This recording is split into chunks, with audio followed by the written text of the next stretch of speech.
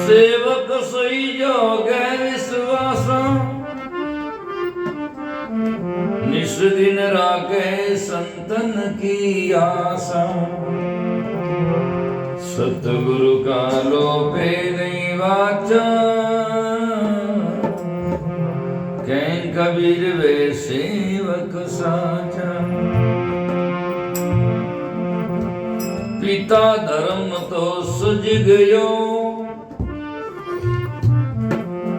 पुत्र दियो परणाई। पुत्र धर्म तो जब सजे किया बंदगी जाए, किया बंदगी जाई। नारी को धर्म पतिव्रता कावे, सेव करो ओ धर्म हुक्म फाचो नहीं आवे। गुरु शिष्य को सुख राम कहे, धर्म कहावे जोई। गुरु तो उलट चढ़ावे घिगद में, शिष्य तन मन अर्पे दो।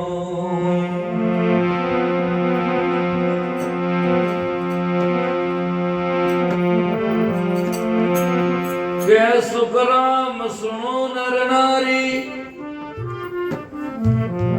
हमने अंचर पाया। जो चाहो सो लो सब कोई, तन मन सू परवाया।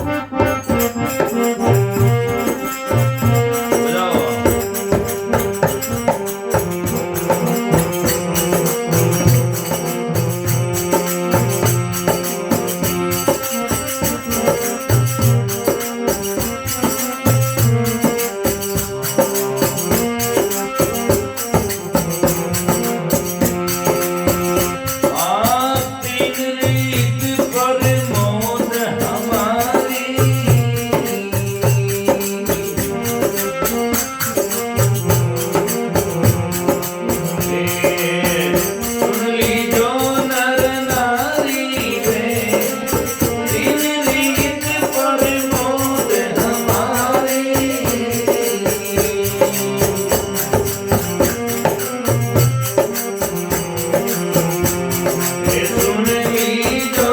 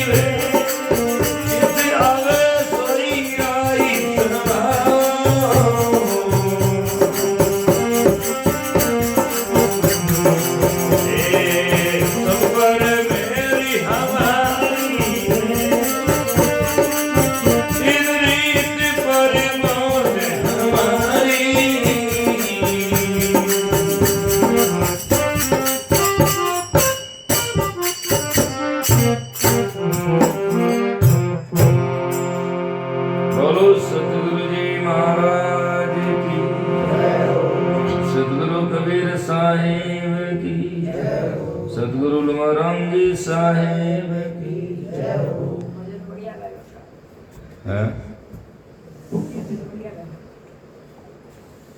तो स्टार्ट हुई भाई। महाराज वाणी में लिखते हैं, तीन रीत प्रमोद हमारी, तीन रीति से इस संसार में जीवों को मैं प्रमोदता हूँ, ज्ञान देता हूँ या इन कल्याण पद तक पहुँचाता हूँ। तीन रीत प्रमोद हमारी, सुन ली जो नर नारी वे, और चित्त आवे सोई रास संभाव, सब पर मेहर हमारी है। तीनों में आप जो भी बनना चाहो बनो, सबरे माँ तुम्हारी मेहर है, कृपा है, पर बनो जी का इससे ही बनो। आप क्या बनना चाहते हैं? तीनों में, तीन तरफ से मैं तीन तरह से उद्धार करता हूं। तो तीन कौन से बताते हैं? पहले तो कौन से बताऊं, बचे होनो को नहीं और कर रही हो कहीं। तो इस संत महात्मा की वाणी जो है स्पष्ट करते हैं, कई चेला, कई सेवक, कई शिष्य कई दे, और कई चेला सुन चेली वे, आती नारी रहनी है न्यारी, मैं सभी का बेली है। बेली नाम संगी हूं। तो तीन बताया, कई तो सेवक, कई शिष्य और कई चेला, ये तीन वेगा, सेवक, शिष्य और चेला। अब तीनों में आप चेला बनना चाहते हैं, एक सेवक बनना चाहते हैं, एक शिष्य बनना चाहते हैं, कोई भी करो, बनो, पूरा बनो, और मैं उनका संगी साथी हूँ कल्याण के लिए। तो चेला में, शिष्य में, सेवक में क्या अंतर है और उनकी क्या रहनी है वो बताते हैं आगे। बड़ा सुंदर भजन है। पहले सबसे निवेड़ा क्या, चेला किसे कहते हैं? कई तो लोग सोचे ले ले थेला आज नहीं बनगा चेला, देखे भले मत वो साहब गेला तो ही चेला, इसे नहीं कहते। चेला ही चेली हो सत मेरा, वो चेला है चाहे चेली है, वो मेरा सत्य है। तन मन टेल चढ़ावे, तन और मन दोनों टेल नाव सेवा में चढ़ा दे। टेल बंदगी। उस भजन में आता है कि थाल भरूं गज मोतियान, करूं सदगुरु टहल। लोग टहल छोड़ने सेवा करते हैं, सब में अभ्रंश करते हैं। टहल कहते हैं सेवा को। तो चेलाई चेली हो सत मेरा, तन मन टहल चढ़ावे वे, तन और मन दोनों गुरु के चरणों में चढ़ा दें। वो कौन है?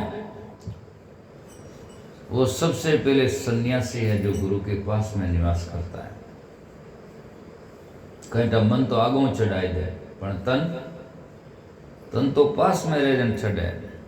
जद भी जरूरत पड़े तो वो काम है, उससे कहते हैं। अब गुरु जी के कब जरूरत पड़े वो पास में नहीं तो कहाँ हुआ। तो चेला ही चेली हो सत मेरा तन मन टेल चढ़ावे हुए। और एक चेला गुरु जी के पास में रहे हमेशा और मन नहीं देता है, विपरीत चलता है, या मान लो गुरु जी के अंदर में श्रद्धा नहीं है, तब भी वो वास्तविकता नहीं है। गुरु शिष्यों की नामें और बातें, धर्म की बातें आती तो मुझे बहुत सारे उदाहरण हैं और सज्जा कई साथी शब्द भी याद आते हैं। दयाल जी महाराज की वाणी में लिखा है 10 दोष शिष्य के। गुरु आया नहीं उर्ध, यदि गुरु आ जाए और शिष्य उठा नहीं तो दोषी है। गुरु आया नहीं उर्ध, हाथ जोड़ नहीं उठन, और आज्ञा बिना आचार, बिना आज्ञा ही आचार करे। एड़ा भी चेला बेटा गुरु ने पूछ्यो को नहीं, आगे गुरु बनना रुएगा, ऐसे भी बहुत सारे। तो आज्ञा बिना आचार रवे, मर्जी बिना रूठन, मर्जी पड़े जने रूठ जा, मर्जी पड़े जने उठ जा। आज्ञा बिना आचार रहे, मर्जी बिना रूठन।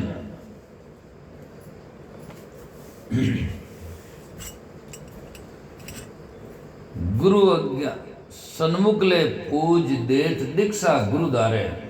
गुरु के सन्मुख पूजा लेते हैं, ये भी शास्त्रों में। गुरु सन्मुख ले पूज देत दीक्षा गुरुद्वारे। गुरुद्वारे में स्वयं दीक्षा देवे जब गुरु जी विराजमान है। देत दीक्षा गुरुद्वारे, और नेरी सभा बनाई आपनो जस विस्तारे। नेरी सभा बनाई आपनो जस नेरो करे। मुकुरसु मर्दन आपतन,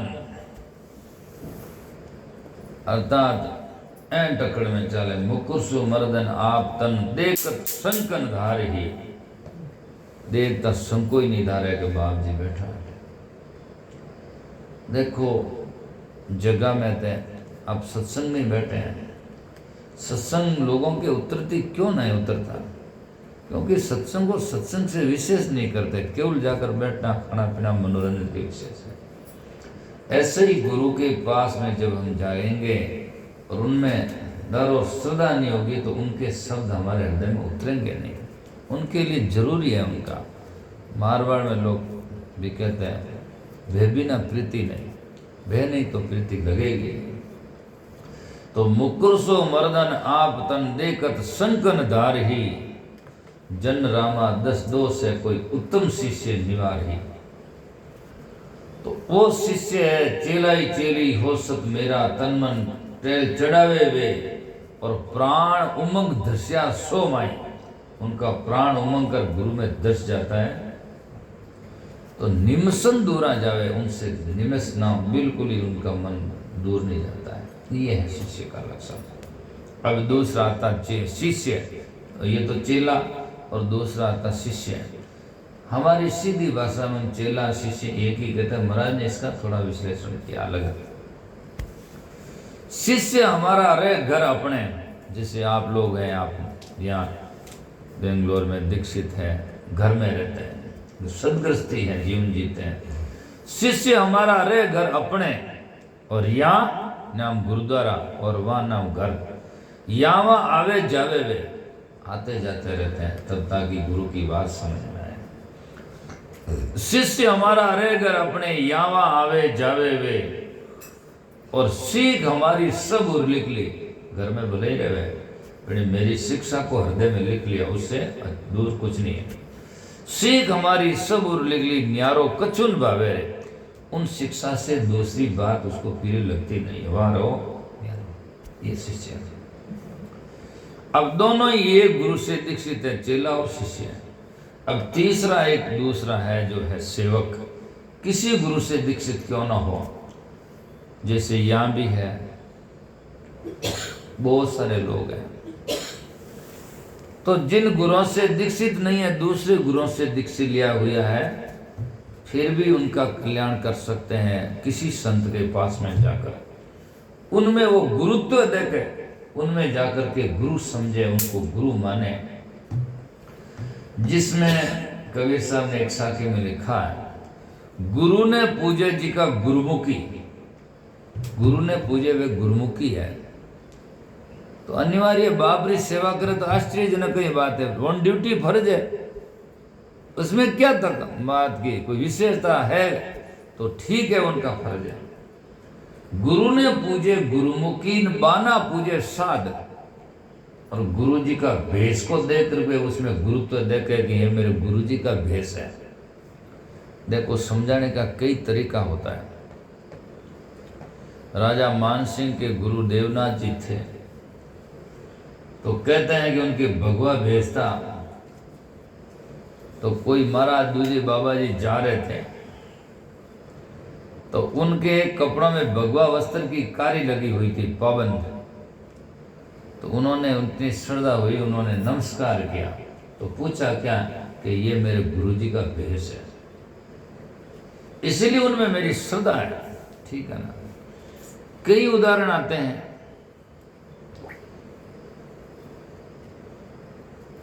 इसीलिए मतलब बाना पूजे साध।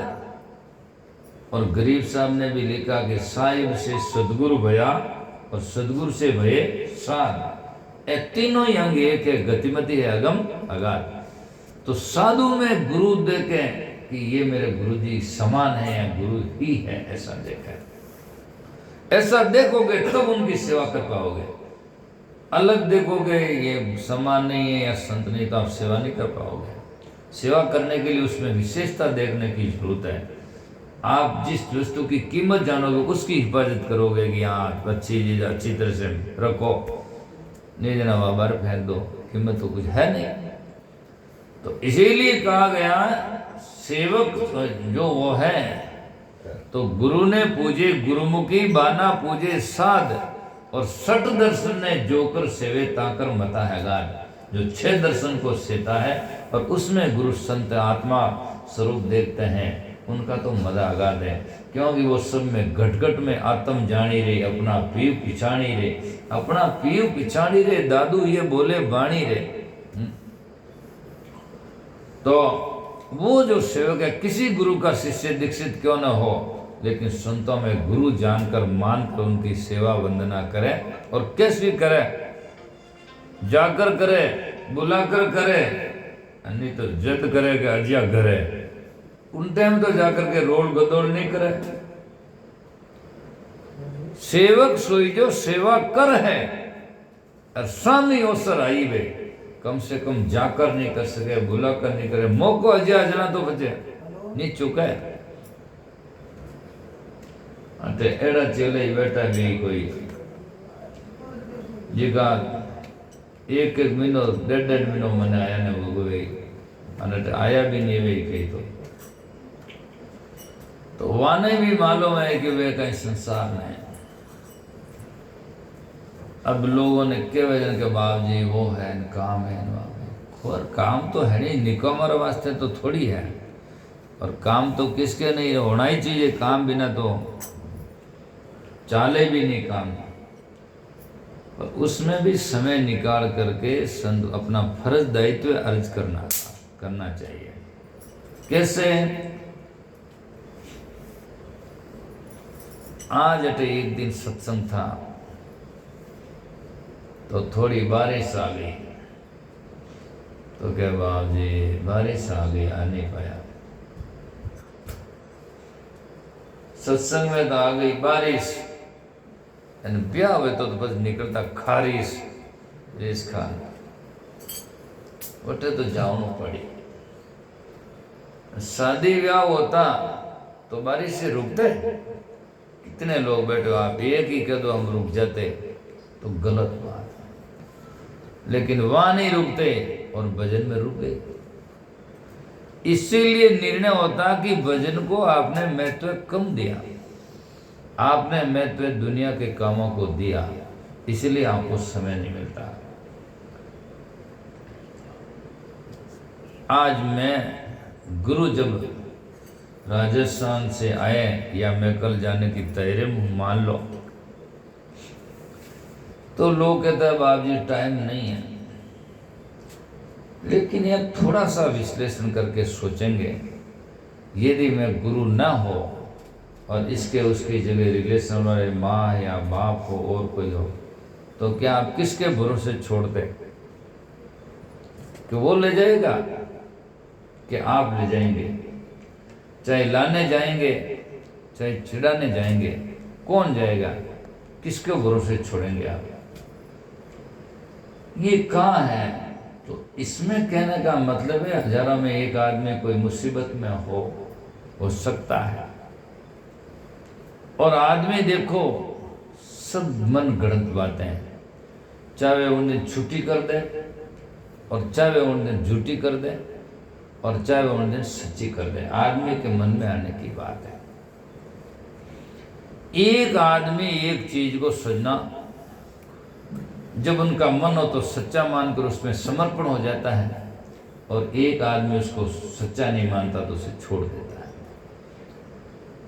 जैसे कि एक वस्तु को एक आदमी बेचता है तो उसे कुछ न कुछ निस्सार समझता होगा, या एक पति पत्नी आपस में जाकर के तलाकनामा देते हैं तो उससे अच्छा नहीं समझते होंगे तब देते होंगे, और दूसरा उससे जोड़ता उससे अच्छा समझते तब जोड़ते होंगे, नहीं तो कैसे हुआ? तो इस संसार में सजना जब आदमी चाहता है, आज संसार में टाइम नहीं मिलता है सत्संग भजन के लिए, आधा घंटा आदमी टाइम नहीं दे सकता, और वही गृह कार्य हो, ब्याह शादी हो, तो मैं देखता हूँ 15-15 दिन दुकानों के शटर नीचे पड़े रहते हैं, और कई लोगों के जाकर के कमी हो जाए तो वही हालत होता है।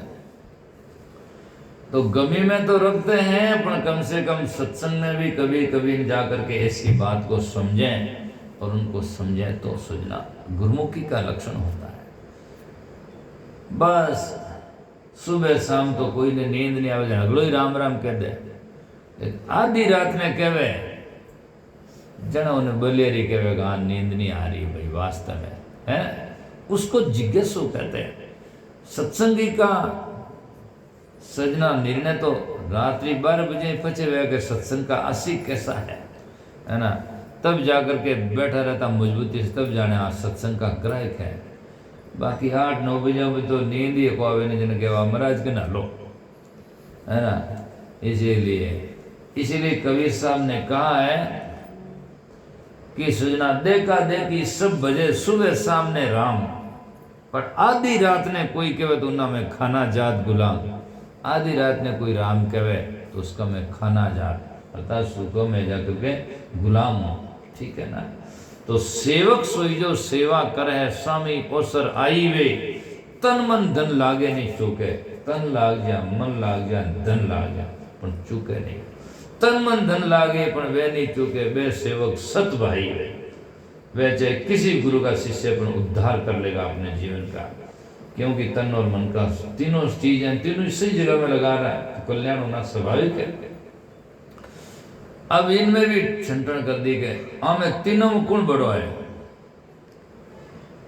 तो के सुखराम सुनो नर नारी, या में अधिको सोई वे, चाहे शिष्य है चाहे चेला है और चाहे सेवक है, या में अधिको सोई वे के पतिव्रतारो अंगता माई वचननि लोपे कोई वे, जिसमें पतिव्रत टीक भरत प्रणधारी है, एक इष्ट का उपासी है और गुरु का शिष्य का अर्थात गुरु के शब्द का उल्लंघन नहीं करता है, जो भी कहता तब उसको सिरोधारी मानता है, वो उसमें कल्याणकारी है और उनका जीवन उद्धार होगा, उनमें कोई संदेह नहीं है। बोलो सतगुरुदेव की।